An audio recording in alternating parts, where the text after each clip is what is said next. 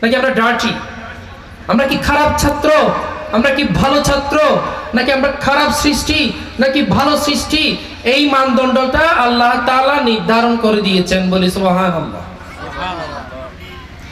আল্লাহ তাআলা বললেন, কুনতুম খায়রা উম্মাতিন উখরিজাত লিন-নাস।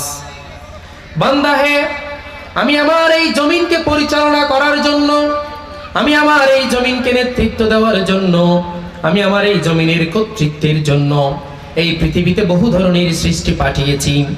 তিনি গাছপালা, তরুলতা, নদী, বৃক্ষরাজি সৃষ্টি করেছেন।